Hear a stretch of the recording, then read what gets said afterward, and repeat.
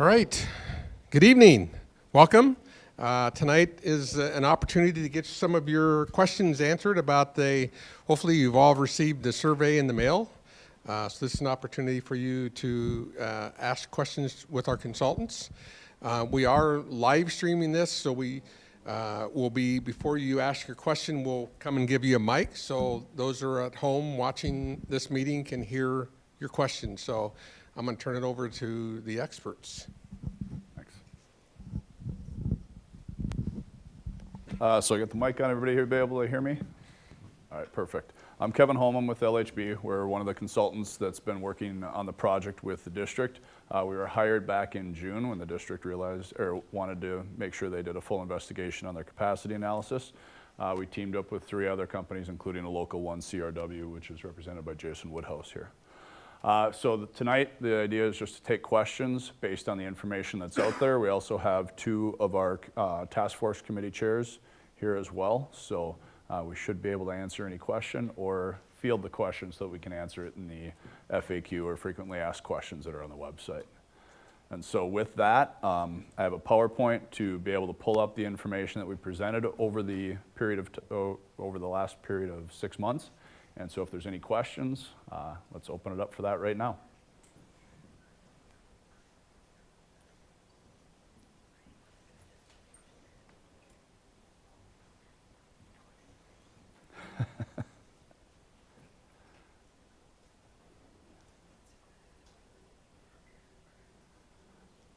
Looking at questions about the survey itself or about Process, survey, whatever questions you might have on the process. on the process? Anything. Okay. Have you looked into private funding schools to supplement? So I'm looking at like auditorium and the athletic area. Oftentimes we can get there might be a potential for getting like naming rights. Yep. Has that been looked at? So we have not gone after that approach at this point in time, but that option is always available, which then either frees up those dollars to either not be used or to be used for other needs within the district. So that option will always be out there and stand as an opportunity for the district to offset some of the costs. Usually they're matching funds. They don't generally fund the entire portion of it. So good question though.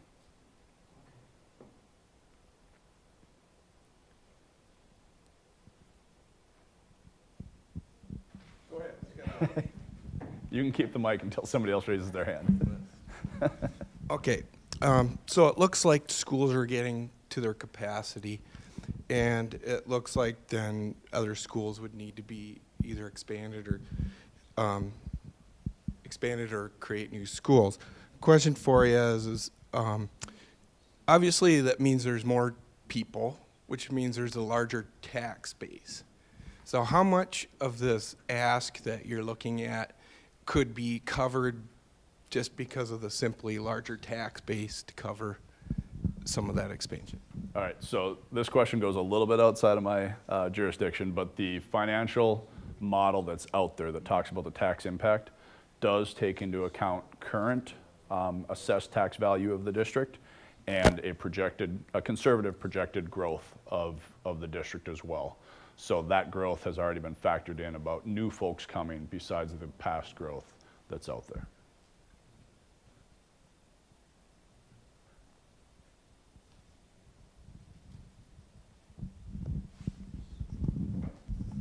The survey mentioned that the capacity has already been analyzed and building capacities have been figured out, but I have children at a school that I also work at, and we keep being told that we're not working at capacity, and I just think that we're beyond capacity actually, and I'm wondering if the businesses that went around and checked capacity levels and ratios or whatever, take into consideration the non-usable space, because we've always been told that our square footage is what's used for our capacity numbers, but there is a giant chunk of our building that is not usable space for classrooms, but that's always included into our capacity numbers. And so I just would like to know how many sites are currently maybe at or above capacity versus putting the message out that we're not at capacity yet, but we will be in 2 years, because I don't think that's so accurate for all sites at the time. I think we are at capacity. So the capacity analysis can be done multiple ways. It can be done based on a square foot basis, meaning how many kids per square foot, which it sounds like was one of the references. A more accurate way to do it is to actually look at the number of educational spaces and use that as your factor. And at the elementary grade levels, it's pretty easy to do. At the middle school and the high school, you need to start factoring in utilization ratios and those types of things. So we did look at all of the educational facilities within the district with that utilization concept and or the actual classroom with maximum student capacity based on what the board has approved for class sizes. And so that's why when you start to look at it, nearly every building is at or above capacity. And at the elementary level. At the middle school level, it's very similar. At the high school level, it shows that it's at about 95% across the district. So we did look at it from an actual education space approach. Do the education spaces then also include not merely like homeroom or grade level classrooms for elementary level, but all of the, maybe the SPED areas where students need their individualized education plans given to them, you know, instruction given to them, where maybe some reading and math support teachers need a space to pull some kids to get them to close our achievement gap. Spaces like that, are those considered? So the way we looked at it is we did remove those types of spaces from the classroom utilization count to make sure that we were accurately portraying what can be delivered in each building from a preferred educational model. So if a space is scheduled as a special ed space or an improvement type space, that is removed from the classroom count so that we can accurately depict the right number of students for that building. So it's not really taking into account the programs that are offered at that site per se. So You're talking about whether or not those right. programs specifically So are overloaded? the numbers of students that can be in a classroom is one thing, but the programs offered at that site and the needs for spaces of that sounds like they aren't attributed to that count. Like we have kids being taught in hallways. We have kids being taught in spaces that are communal areas. Do you know what I'm saying? And I'm not hearing that that would be accounted for. It's not directly accounted for, but as we did the research, if there was a commentary about this, that we're short on this type of a space or we're short on that type of a space, that goes into the planning for the recommended referendum changes. Even staff spaces, like lounges that are no longer and Or the things like buildings that? that would be affected, that would be addressed, yes. So not, only ones that were on the plan for or enlargement or rebuild then? Correct. I would say. Yep. Okay.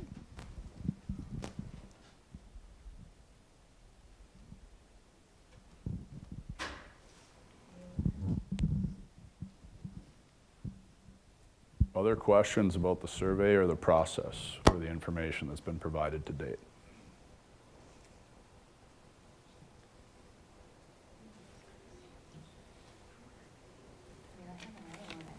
Yep, keep going. One of the proposals to enlarge Longfellow, my question is in regards to, is the need to increase the volume of kids that can go there? Is there, and has there been a running list of students who are not able to enroll because of the size of that building? That kind of motivates my decision as to saying yes or no to that. Right. So there is growth in the southeast sector of the district, which is served by Longfellow, Pinewood, Ben Franklin, and Riverside, those schools in that southeast corner. Besides that growth, there's actually about, can't remember if the number is 150 or 200 students that are actually bused from that side of the district over to Bamber Valley. And that was done for a couple different reasons. One, to help with the free and reduced rate and those types of things, the demographics.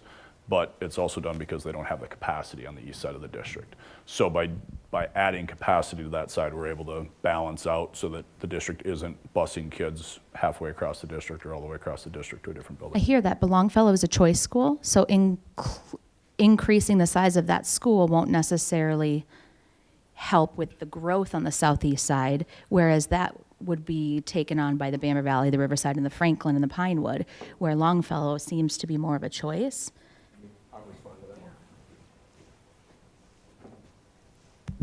I think when the task force was looking, set aside that it's a 45-15 school, we just need more space for students in Southeast at that site. So what we can do, if we don't have 720 students that want to take a 45-15, we can make, some kids could be on a 45-15 and some students could be on a regular schedule in the same building. So the plan is to have that at its capacity. I'm hoping we don't have to run 2 different schedules, but it is something that we can do. But the thinking more was we need more space for students in that area because Franklin and Pinewood are so close. Their neighborhoods overlap, and that's why there was some even discussion to move the 45-15 to Pinewood and then make Longfellow a regular school. And then through a lot of feedback, that got changed. So we're going to put it at capacity at 720 students, but I don't want you to think, wow, we're going to have 720 students all on a 45-15, because we may not. I mean, we do have a list that want to, but I don't want to walk away tonight saying I'm definitely going to have 720 students that are on a 45-15, but we do want to put that at capacity, even if we have to run 2 different schedules. My other question was, I mean, I hear what you're saying, that maybe the opportunity to have 2 programs running. But had you considered making Longfellow, and with the additional space, maybe it's possible, is there a desire to have that be K-8, where that would house maybe 720 students or whatever or more, and then that would alleviate, not all, but some middle school things? Because I would assume the families there would like to have that opportunity. That's a conversation the task force did not have as far as making it a K-8. My first response or thought is then that's fewer elementary spaces we would have. And I mean, the whole reason for making that a 720 elementary is to provide capacity on the southeast part of the city. So that's kind of what our whole thinking was. So we didn't have a lot of conversation about making it a K-8 school. Running 2 school programs in one building with the consideration of making another site like that? Because I currently work there, and then my daughters go to the Montessori side, and that's a struggle in itself to have 2 separately operating schools within one building, and to imagine that 45-15 and then a regular schedule. Also, you're thinking custodians, you're thinking food maintenance, clerical, that must run like 2 sites, and then are you considering then having to employ another principal for a second site? So I'm going to repeat the first half of that question because you didn't have the mic yet for the people at home. No, that's all right. So the question was, did we communicate or ask Ben Franklin how that program worked with having 2 programs, a Montessori and a standard? Yeah, I personally don't think that building needs to run. I mean, there is a school within a school, but I know that's just the way they think. I think it as one school. Now, this would be a little bit different because you're having two groups of students running 2 different schedules. I wouldn't need an additional probably administrator, but there will be some issues with staffing, I'm sure. I'm hoping that we wouldn't have to do that, but it's a backup plan if we don't have 720 students that would want to have that type of calendar. One other piece out there too relative to that 720, the current waiting list for kindergarten students or for parents that have applied for that as a choice school, that current waiting list is of the size that it would support 720. Again, as Mike said, that's not what we're planning on, but that possibility is there.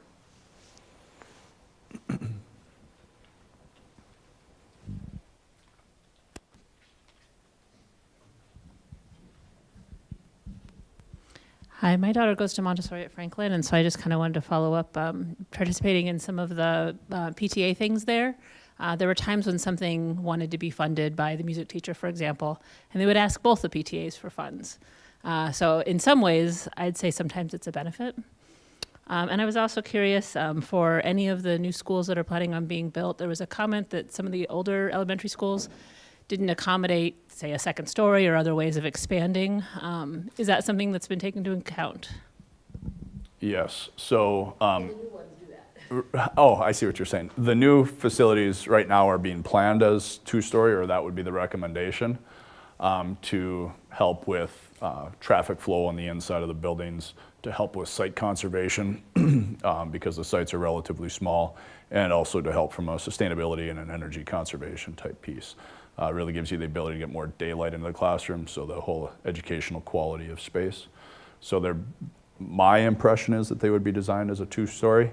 They may not at the end of the day, but that's kind of the thought process behind it. So. All right, we have a couple online questions. Oh, I'm just going to rip it out of your hand. The first one was the fact that we've talked about Lincoln and Friedel in the past, but that's not in the survey. So they just want to know if we're making any changes to Lincoln and Friedel. Right. So one of the conversations that's been out there is the boundary changes in curriculum, that type of thing. To answer that question, I'm going to take a step back a little bit just to talk about the overall schedule. So November of 19 is when the referendum will be decided by the voters. Those buildings will not come online until fall of 2022. And so prior to fall of 22, meaning fall of 2021, is when the district will make any appropriate boundary changes based on where the student population is at that time, where the growth is at that time, and the capacities of the buildings. So right now there is no intent to change Lincoln, but it would remain a choice school as a K-8. But I'm not going to stand up here and tell you that's not going to change, because something might change in education or in funding that would require the board to make a change 3 years from now or 2 years from now. Same thing with Friedel right now. The new middle school would provide the capacity that's needed at the middle school level, as well as some growth capacity. So there have been discussions about what that building could be used for if it's not that type of a facility. Come 2021, depending on where your growth rate is and where the projections are for middle school, it may need to be maintained and kept as both a gifted and talented and a small school, or it may just become a small school and you may have gifted and talented at all of your other middle school buildings. So those decisions still need to be made, and they'll be made based on where education is and where your student capacity is at that time. Or maybe repurposed. Mention that as well. Say that again. Maybe repurposed to. And it could be repurposed for other functions within the district that could use a different space. All right, we have one more online question here. The proposed new elementary school is planned for Schmidt Park. What will the park look like versus the school? Are there any other location options? So currently there are some locations where the district and the city have partnered and they share a site. One of those examples is Churchill. I think over the years people may not realize that there is a property line that's city property and school district property, just because it's maintained and operated and kind of used universally. So the perception would be that north site would be the same type of scenario.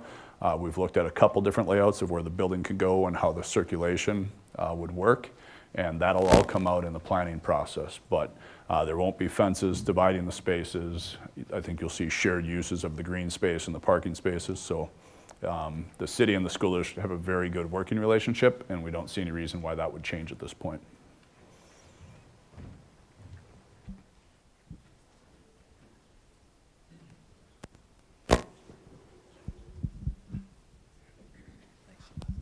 Thanks for having this forum.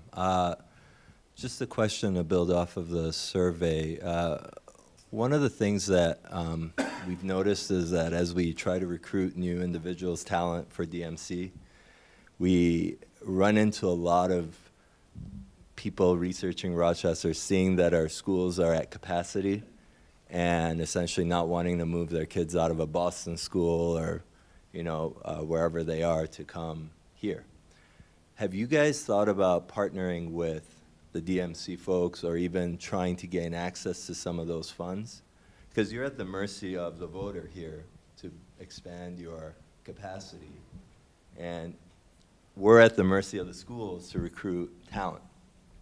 So have you guys tried to see if there's any bridge that could be achieved to gain access to those funds?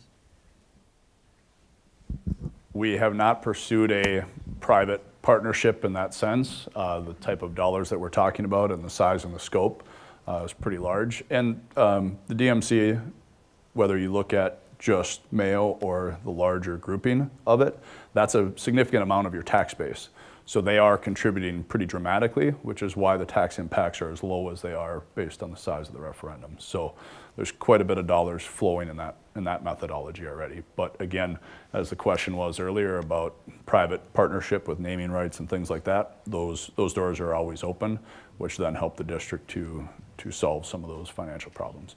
But to bank on that or try and situate that prior to a referendum is very difficult to do.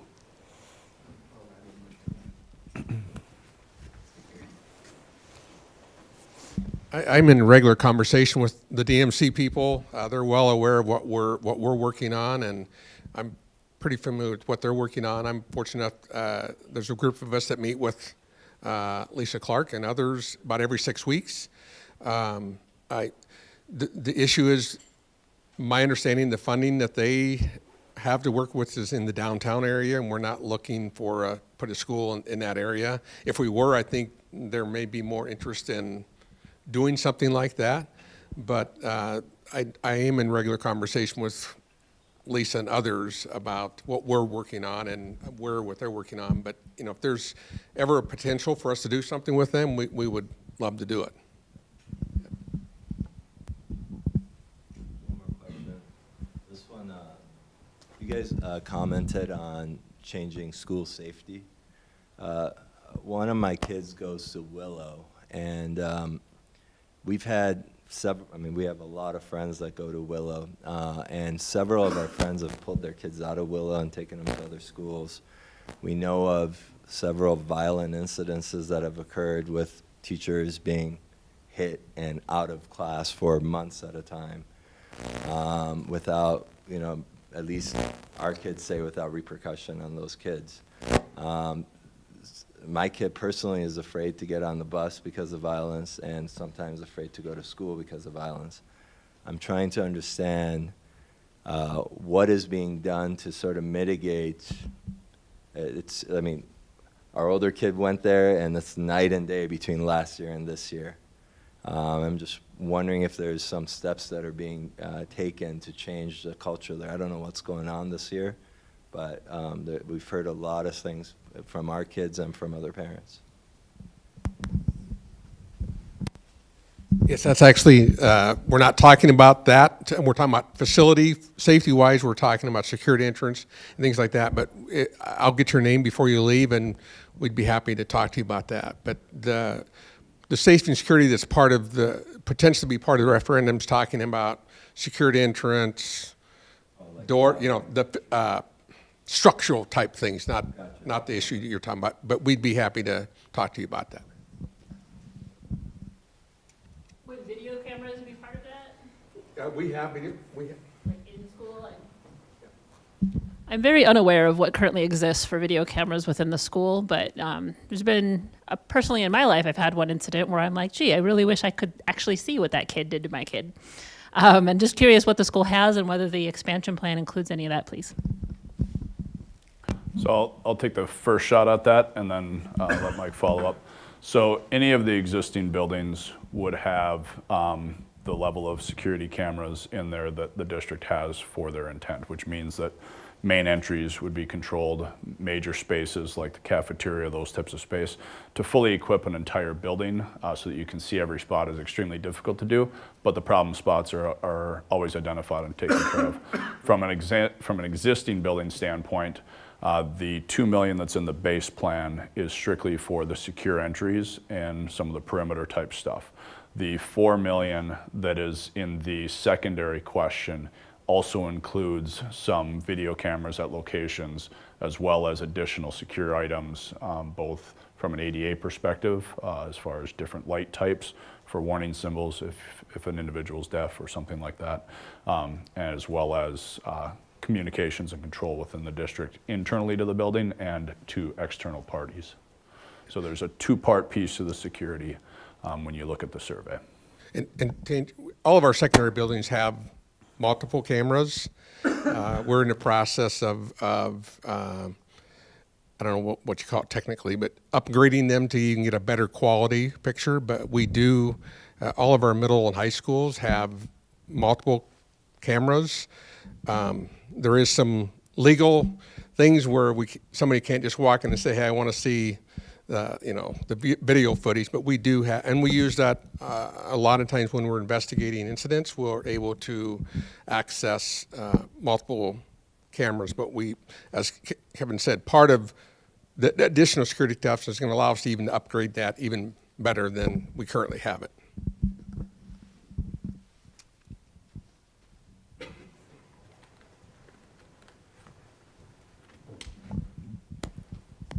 I know you talked about that the private funding, I think you said would happen afterwards.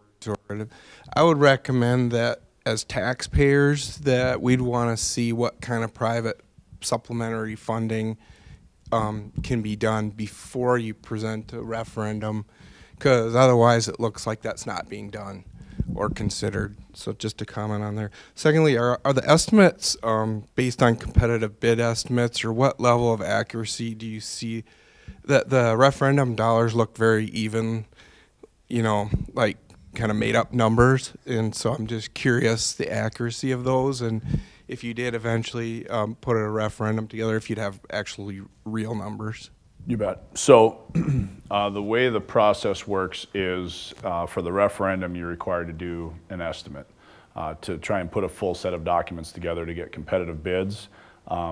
Hoping that the referendum would pass isn't a methodology that can be done. So the estimates are based on competitive bidding. That's the way the state of Minnesota is set up, where the projects would be competitively bid within the open market. The other piece to it is those bids, or those estimates currently include inflation. So there's a 10% inflation factor in there for the fact that it's going to be over a year, almost a year and a half. Actually pretty close to 2 years prior to when some of those projects would bid. So that's why we have the inflationary factor in there. And then they are developed having had conversations with some local contractors in town to identify what is the current cost, where do we think will be, that type of approach.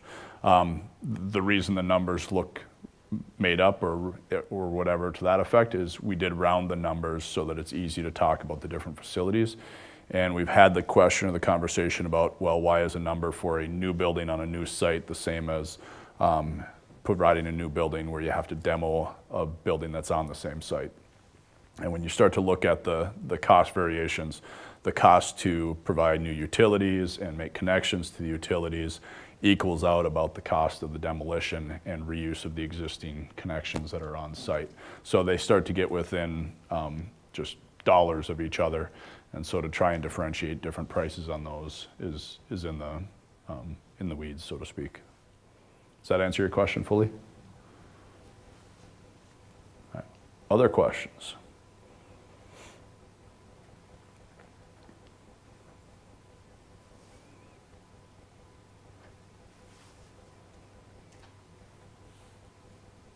All right, I'm going to ask a couple. Has everybody received the survey in the mail? One no in the back. Any other no's? Okay. If you haven't received the survey, check over the next day or two. And if you still haven't received it, then reach out to the district and they'll make sure that you're within the district boundaries and that you get one. I would anticipate they might be a day or two behind with post being closed last week. Yep. Just not Yeah, depending on where you're at and how it lays out.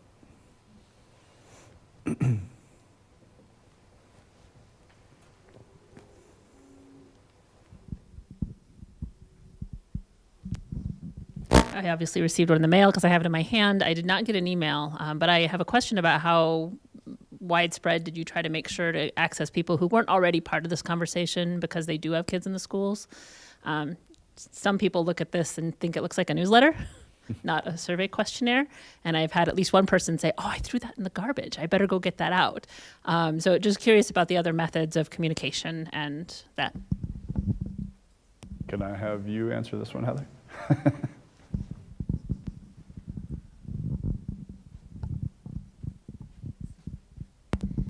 Yeah, we used multiple methods. We did send an email, but I have a feeling with all of the closings last week, I think we sent about 15 emails to families, so it could have gotten lost that way.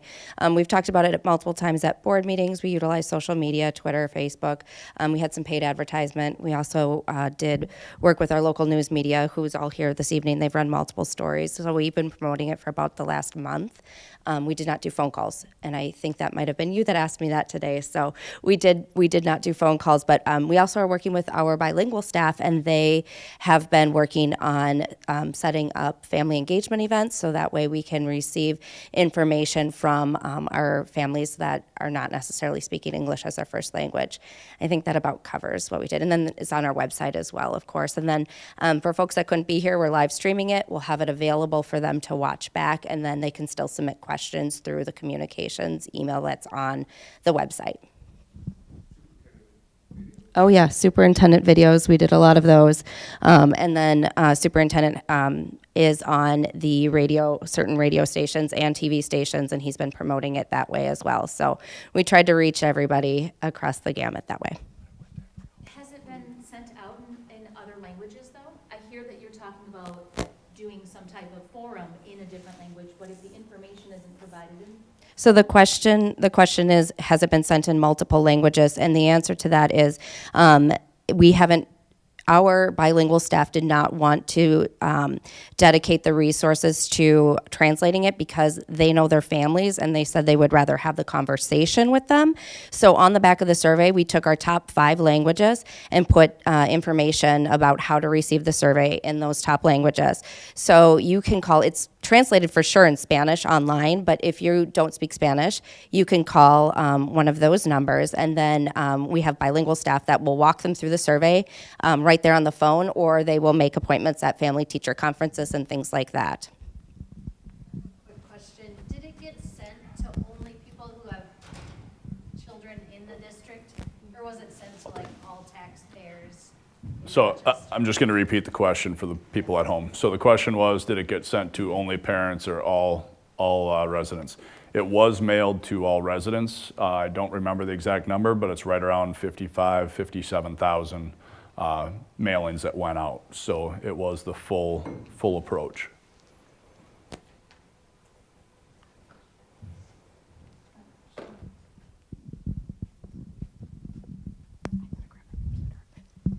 Okay, I have an online question.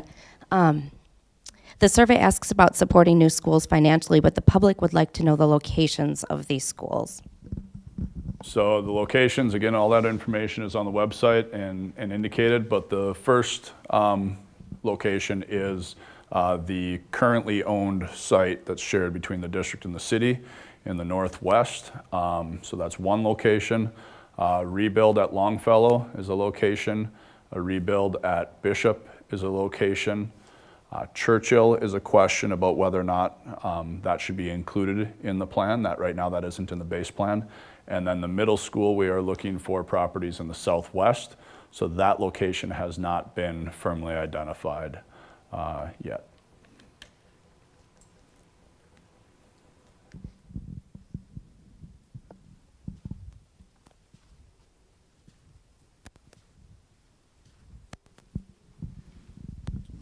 With the potential reconstruction of these elementary schools, how has the discussion been regarding logistics for the 300 to 400 kids that are currently in those schools and in those neighborhoods, and where will they be going for 2 to 3 years? So right now, the proposed plans or the proposed ideas are actually the sites are tight, but large enough to build the new facility while the existing facility is still being used for school. So the students would stay in their buildings. This has been done quite a few times across the state and other states as well, just because districts don't have access to other lands, so to speak. So the project construction would happen while those students are in school. The only one that would be different than that is we believe Longfellow would be too difficult to rebuild on that site, and we're currently looking at another site very near the existing one where we would build the new building and then look at selling or trading that property. So that's the only one that might be difficult. The other option is to delay Longfellow for a period of time move the students out of Friedel, move the Longfellow kids into Friedel, we'll tear down the building and rebuild it, and then move the kids back. So there's a few different options, but that's the only site that looks like it would be a logistic challenge to rebuild on the same site. Good question, though.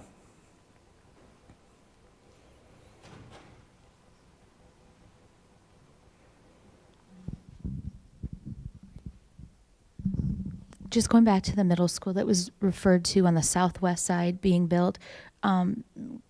Previously in this meeting, you said that the family growth is in the southeast. So why not build the middle school in the southeast to offset the cost of busing and such long term? So you have district-wide growth. When you look at single-family households, your southwest is actually the strongest growth. So when I was referring to the southeast growth, that's why we're looking at increasing the size of Longfellow. But you have your largest household or single-family household growth is actually in the southwest, followed by the northwest, and then the southeast. So you have significant growth in those three sectors, and then you still have growth in the northeast too, which is what leads to that Churchill question or conversation. So the reason for putting that in the southwest is that's one of the areas that's growing the strongest. It's also one of the areas that has the highest remaining capacity or approach to housing.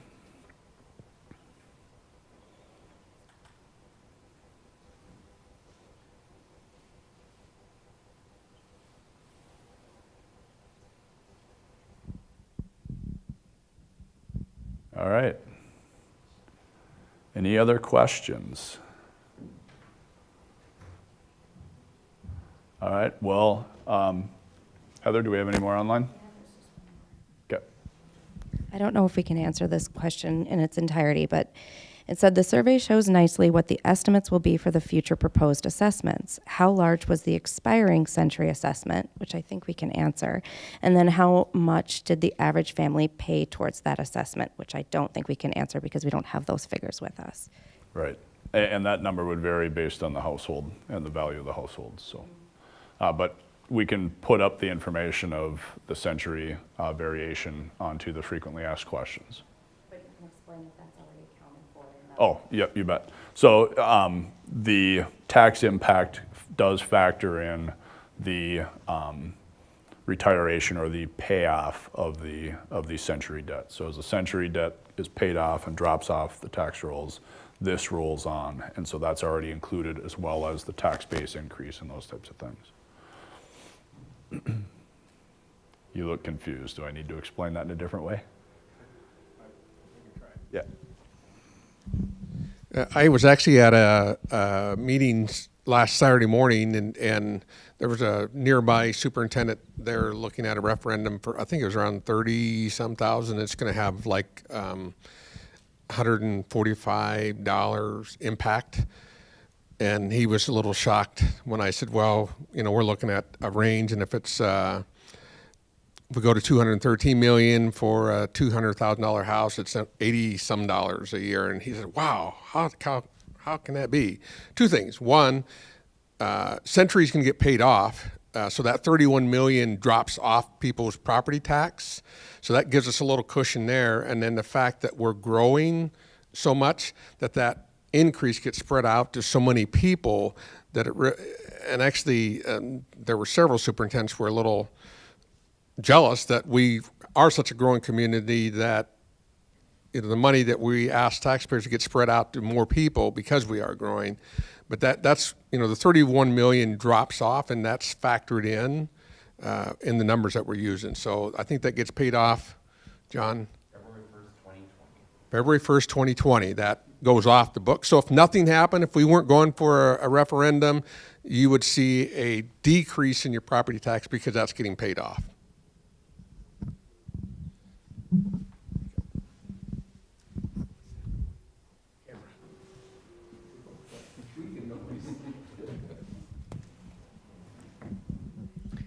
With the obviously long-standing problems with overcrowding, why are we trying to do anything about swimming pools and our athletic fields and all those kinds of things? A few of us have seen with the attempts to change district boundaries in the before, that maybe some of this stuff should have been started earlier.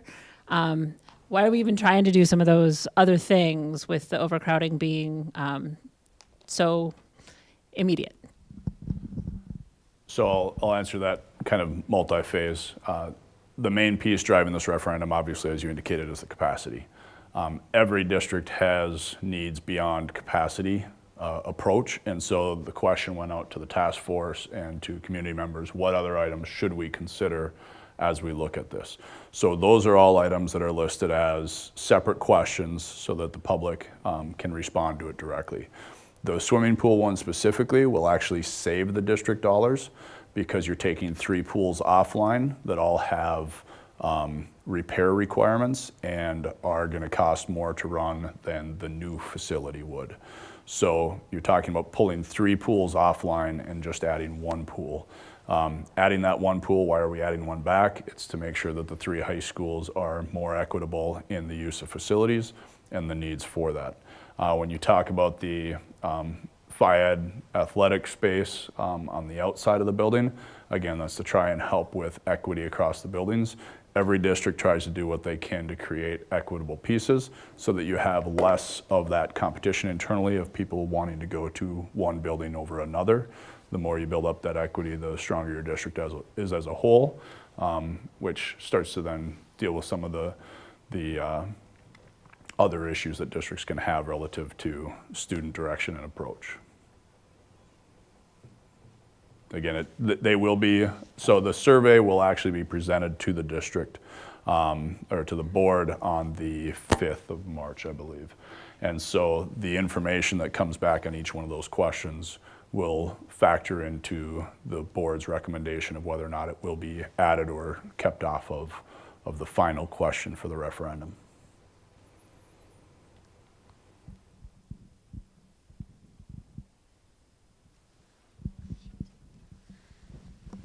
I just have a question. If it were all to pass, when would the schools be projected to all be like built and functioning?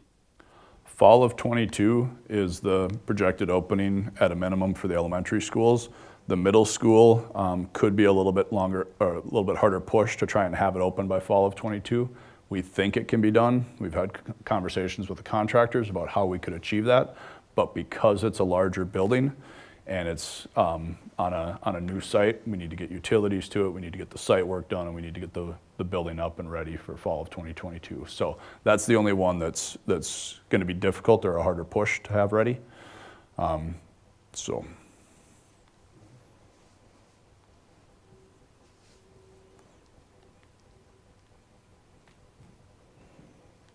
Any other questions? I'll just ask you, you can repeat it. What happens if the referendum fails? What can the district do in terms of capacity? So the question was, what happens if the referendum fails relative to capacity? The district is only has certain ways that they can fund projects. And when you talk about capital additions or increase in space, new buildings, the most typical way is through this capital referendum process, which the public has to approve in order for it to happen. If the referendum does not pass, there's not really too many options that are left for them to try and achieve it. Capital funding, meaning their annual funds, are significantly limited, meaning they can't just go out and increase those to do a capital project.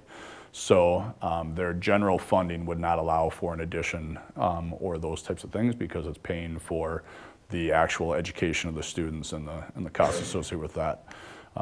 There's an option for lease levy, but lease levy is also limited. That's where somebody else actually owns the portion of the addition for a period of years and you try and buy it back. That will not fund enough of the type of space that you need. So my anticipation would be that the district will then have to assess why it failed, where it's at, and go out for another referendum shortly after that. That's one of the reasons why we are doing the survey, to find out what tax capacity or what the voter capacity is for tax increase, and the referendum will be sized based on that in the hopes of being successful the first time through so that they don't have to live through the pain of of additional years of overcapacity at the facilities.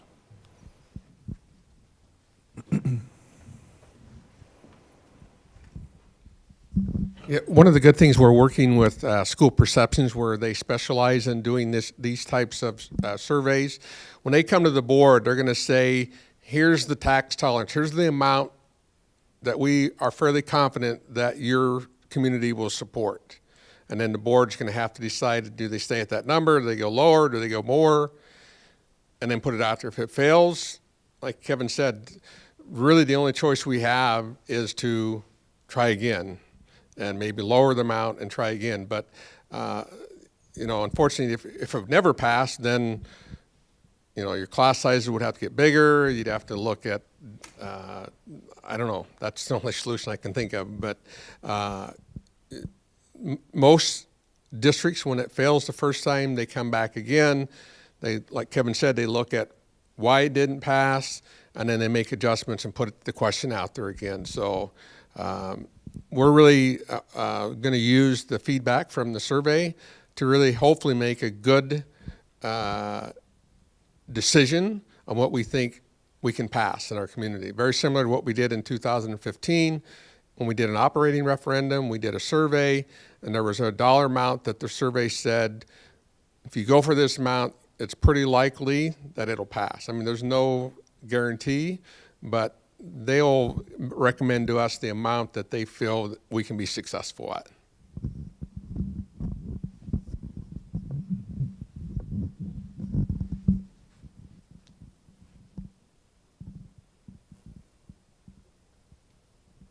Other questions?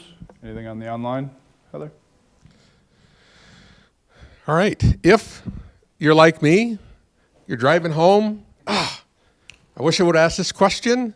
I think we do have an email account set up, communications at rochester.isd. I'll let her give it to you. It could be a combination of any of those, but it's communications@rochester.k12.mn.us. Yeah. Okay. So you can submit your question, and what we've been doing is we'll put frequently asked questions and answers on our website. So, or you can call the communication department, 328-4500, and we can get your answer in person. So we have a question over here.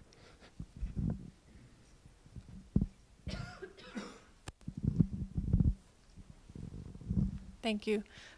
So is the referendum strictly for bricks and mortar from what you're describing, or is there any talk of also increasing funds per student? Because I know in the last referendum that was something that was asked.